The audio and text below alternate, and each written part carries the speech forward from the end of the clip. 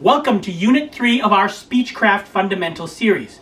In Unit 1, you learned the difference between a topic and a message and the importance of having a strong, clear message for your speech. In Unit 2, you learned how to structure the points of your speech in such a way that they fully support that strong, clear message. And in both videos, I teased the idea that there is a way to write a speech when you don't have a message, much less points to support that message. All you have is a topic. Well, your waiting has not been in vain, friend. Today, in this very video, you are going to get that emergency tip. Before you get that tip, let me give you a word of warning. This is an emergency measure. It's a little like that miniature tire you keep in the trunk of your car in case you get a flat. In Canada, we refer to that tire as a donut. You don't drive on your donut all the time. You drive on a full-size tire. But you break out the donut in emergencies when you are completely out of options. Well, you break out this emergency speaking tip when you are completely out of options as well. You haven't got a message, you haven't got points, you haven't got a structure. I have never not seen this idea work. It's never a bad idea. What I'm saying is it's not necessarily the best idea, but it is definitely better than having no ideas. Enough disclaimers, here is your tip. Let's say you have a topic, diabetes, which is mildly ironic because I was just talking about donuts. How would you come up with a message for a speech on diabetes? Diabetes is deadly. Don't get diabetes. It's tough to come up with a message. Even if you come up with a message, how would you come up with points to support that message? When you are completely out of ideas, you bring out that emergency donut, and here's that tip.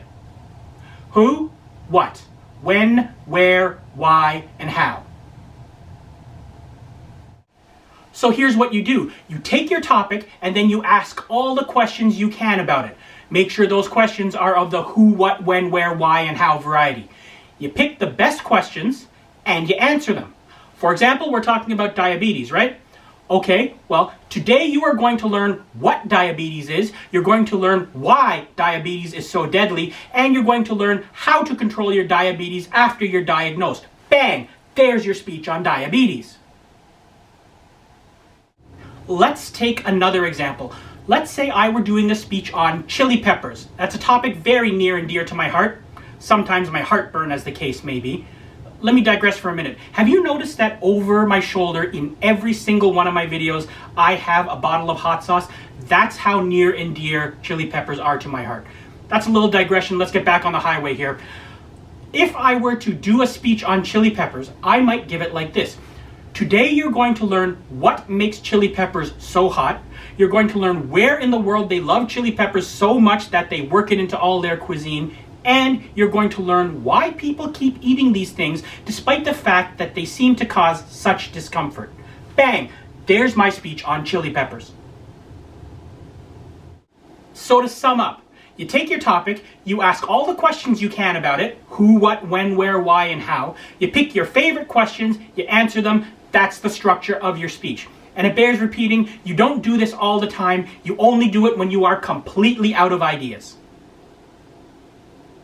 So keep it tuned here to lastwrites.com for more speaking tips. That's last-writes.com. And together we, that's you and I, we will lay boring speeches to rest by giving them the last rites.